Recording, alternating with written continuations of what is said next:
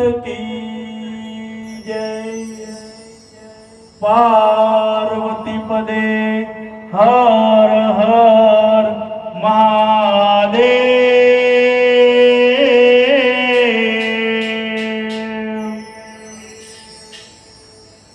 રામપુરા ગામની પવિત્ર ભૂમિ ઉપર આજે વિનુસિંહ પરમારના ત્યાં 4 યુગની પરંપરા પ્રગટ કરવામાં આવી છે।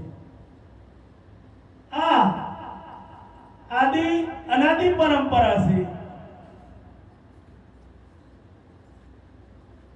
સનાતન ધર્મની શરૂઆત થઈ ત્યારથી આ પરંપરા ચાલુ છે। કોઈ તેને નિજ ધર્મ કહે છે, કોઈ તેને મહાધર્મ કહે છે। તો આદિ અનાદિથી આ પરંપરા ચાલે છે। તો આપણે રામદેવજીનો પાઠ કેમ કહીએ છીએ? હકીકતમાં તો પાઠ પરંપરાની શરૂઆત શિવ અને શક્તિએ આદિ અનાદિ થી કરેલી છે। તો એ માટે આપણે રામદેવજી જે સમયે પ્રગટ થયા એ સમયની પરિસ્થિતિ જોવી પડશે કે એ સમયે દેશમાં વિધર્મીઓનું શાસન હતું। લોકો તંત્ર મંત્ર ની પાછળ ગાડા થયા હતા। જે આપણો મૂળ સનાતન ધર્મ ભૂલાતો જતો હતો। મુસ્લિમ ફકીરો લોકોને અંધશ્રદ્ધા તરફ દોરી રહ્યા હતા। અને જ્યારે સનાતન પરંપરા તૂટતી હોય છે ત્યારે એવા સજ્જન લોકો હોય છે, એમના હૃદયમાં દુઃખ થાય છે। અને અજમલજીના હૃદયમાં પણ આવું દુઃખ થયું કે હે પ્રભુ, મારા ત્યાં એવું સંતાન આપ કે જે આ સનાતન પરંપરા ભૂલાઈ રહી છે એ પરંપરાને જાગૃત કરવાનું કામ કરે। અને ભગવાને ગીતામાં વચન આપ્યું છે કે યદા યદા હિ ધર્મસ્ય જ્ઞાનેન ભવતિ ભારત અભ્યુત્થાનમ ધર્મસ્ય પરિત્રાણાય સાધુના વિનાશાય ચ દુષ્કૃતા ધર્મ સંસ્થાપનાર્થે સંભવામિ યુગે યુગે। કે જ્યારે જ્યારે સનાતન ઉપર આફત આવે છે, ધર્મને હાનિ થાય છે, ત્યારે ત્યારે હું સજ્જનોના રક્ષણ માટે અને દુષ્ટોના નાશ માટે પૃથ્વી ઉપર જન્મ લઉં છું। અને ભગવાન આ વચન પૂરું કરતો આવ્યો છે, પણ એના માટે એની પહેલી શરત કે સજ્જનોના રક્ષણ માટે।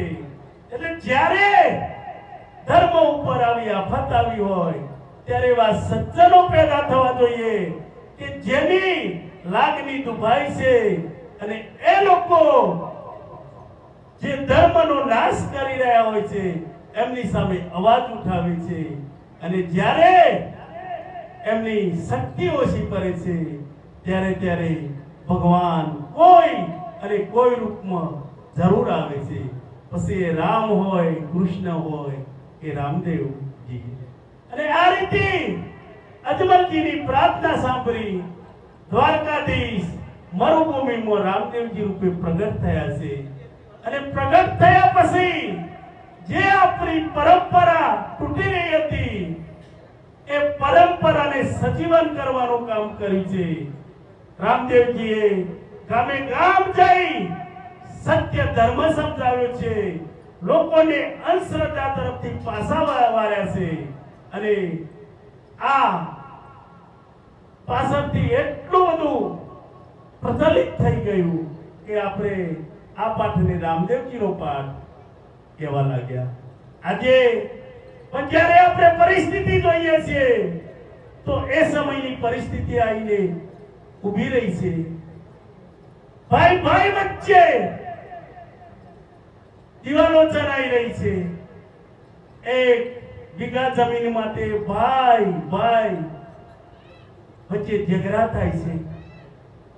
દુઃખની વાત છે કે આપણે રામાયણ સાંભળીએ છીએ, રામાયણ વાંચીએ છીએ, રામાયણ જોઈએ છીએ, પણ રામાયણમાં જે ત્યાગની ભાવના છે એ ભાવનાને આજે આપણે ભૂલી ગયા છીએ. અરે કેવો ત્યાગ કે રાત સુધી તો નક્કી હતું કે રામ અયોધ્યાની ગાડીએ સવારે બેસવાના છે અને કૈકેયીએ અચાનક દશરથજી જોડે વચન માંગ્યું અને દશરથજી સ્વયં આ વાત રામને કરી નથી. ખાલી રામ જાનવાથી પિતાજીના એક વચન માટે અયોધ્યાની ગાડી છોડી 14 વર્ષ વનવાસનો સ્વીકાર કરવાની તૈયારી કરે છે. દશરથજી કહે છે કે હે રામ, તને પ્રજા રાજા જોવા માંગે છે, પ્રજા તારી સાથે છે, તું મને બંદી બનાય અને અયોધ્યાની ગાડી સંભાળ. ત્યારે રામ કહે છે કે પિતાજી, રઘુકુળમાં કાયમ વચનનો ધર્મ ચાલે છે અને જો આજે તમારું વચન ભંગ થાય તો રઘુકુળ રીતનું અપમાન થાય.